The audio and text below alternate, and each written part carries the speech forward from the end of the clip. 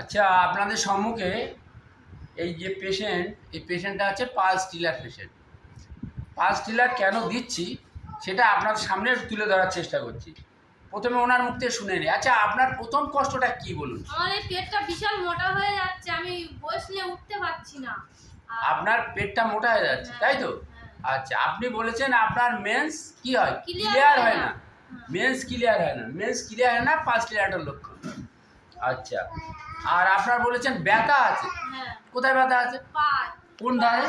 এই পায়ে মানে এই শিরাগুলো সব খেঁচে ধরে। খেঁচে ধরে। রাতের বেলা।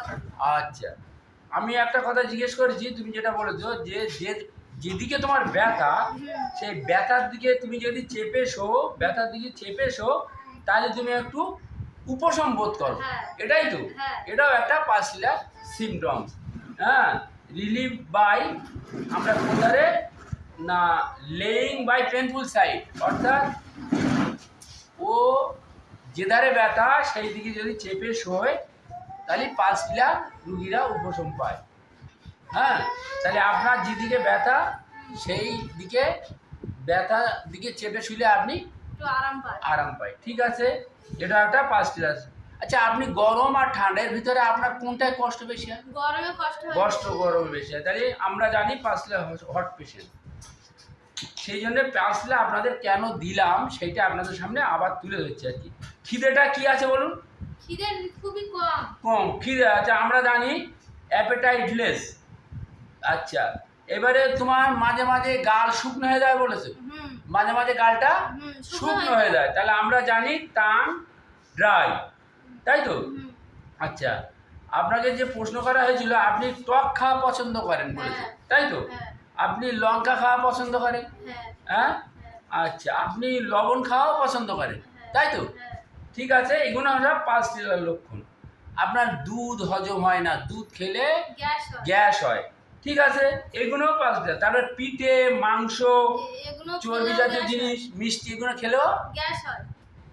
গ্যাস হয়। তাহলে আমরা এনার যে কেস টেকিংটা আপনাদের সামনে তুলে ধরছি যে কেন পালস টিলার এনাকে দিলাম। একটা পালস টিলার চিত্রের মধ্যেই কি সুন্দরভাবে ফুটে উঠেছে দেখুন।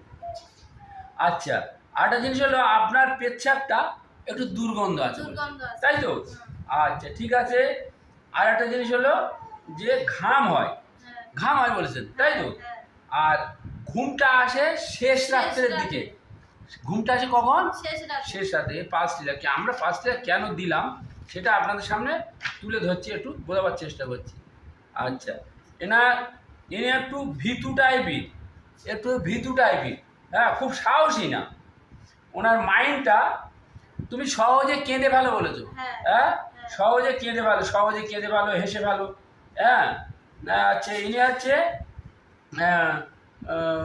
যে একটু মানে মানে কি বলে নরম সাইজি, নরম মনটা, হ্যাঁ, মানে নম্র, ভদ্র, শান্ত টাইপের, তাই তো? আচ্ছা, কথায় কথায় কেঁদে ভালো। তুমি আর একটা কথা বলেছো যে কেউ কিছু তোমার কাছে সাহায্য চাইলে তুমি দেওয়ার ইচ্ছা করো। এই সমস্ত সিমটম আছে। এবং সাদা সিরাপ যেটা হয় সেটা হচ্ছে একটু বসা টাইপের হয় এইটা। আর একটা হলো যে মেন্সটা যেটা হয়, মেন্সে একটা ওফেন্সিভ আছে এবং ক্লিয়ার হয় না, স্ক্যান্টি। এই সমস্ত সিমটমসগুলো সবই পালস টিলার সিমটমস। আমরা এবার পালস টিলার 0/1।